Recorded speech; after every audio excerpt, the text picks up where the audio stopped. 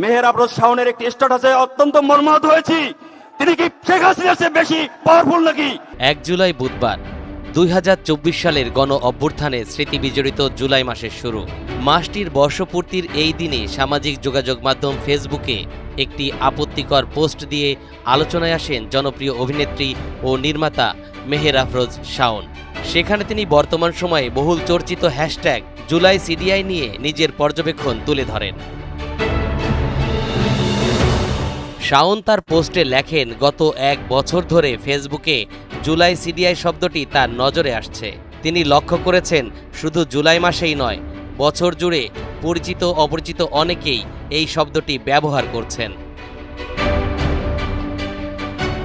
শাওন আরও লেখেন, প্রথমে ভেবেছিলাম জুলাই সিডিআই কোনো একটি ট্রেন্ড, শুধুমাত্র জুলাই মাসেই হয়তো তারা জুলাই সিডিআই লেখে, কিন্তু একটু খেয়াল করে দেখলাম সারা বছরই ফেসবুকে বেশিরভাগ মানুষ লিখছে জুলাই সিডিআই।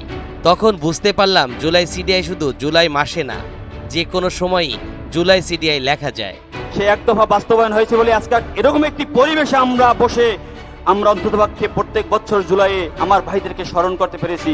শব্দটির বহুমুখী ব্যবহারের কথা উল্লেখ করে তিনি আরও বলেন, মন খারাপ থাকলে যেমন আস্তে করে লেখা যায় জুলাই সিডিআই, তেমনি মন ভালো থাকলেও হো হো করে হেসে হাসতে হাসতে লেখা যায় জুলাই সিডিআই।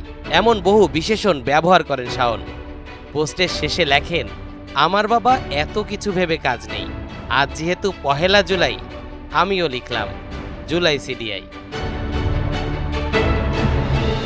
অভিনেত্রীর এই পোস্টটি সামাজিক যোগাযোগ মাধ্যমে দ্রুত ছড়িয়ে পড়েছে। নেটিজেনদের মধ্যে মিশ্র প্রতিক্রিয়া সৃষ্টি হয়েছে। বিষয়টি নিয়ে ক্ষোভ প্রকাশ করেছেন দেশের বিভিন্ন শ্রেণী পেশার মানুষ। বাবা, শাকিব খান এত ভালো অভিনয় করে না এই জুলাই যোদ্ধাদের মধ্যে। তারা অভিনয় করে আপনাদের বিশ্বাস নিয়ে, ইমোশন নিয়ে যেভাবে ছলনা করেছে, আপনাদেরকে ঠকিয়েছে, আপনাদের স্কুল পড়ুয়া বাচ্চাদেরকে নিয়ে রাস্তায় মিছিল করেছে, মিছিল করতে যে নিজেরাই ওদেরকে মেরে নাম দিয়েছে ছাত্রলীগ মেরেছে। আর তীব্র অসন্তোষের মুখে রাষ্ট্র সংলাপ ফোরামের পক্ষ থেকে শাওনের বিরুদ্ধে শাহবাগ থানায় জিডি করা হয়েছে। এমন পোস্টের পক্ষে মন্তব্য করায় চিত্রনায়িকা মাহিয়া মাহি এবং শান্তা ফারজানা নামে আরও এক নারীকে জিডির আওতাভুক্ত করা হয়েছে। যদিও সমালোচনার মুখে পোস্টটি সরিয়ে নিয়েছেন মেহের আফরোজ শাওন। শনিবার 4 জুলাই অভিনেত্রীর ফেসবুকে পোস্টটি আর খুঁজে পাওয়া যায়নি।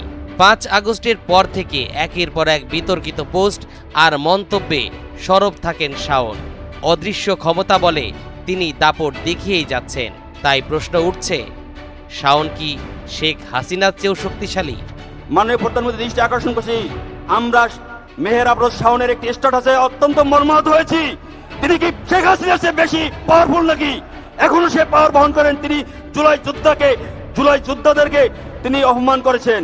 তরিকুল ইসলাম, NTV অনলাইন।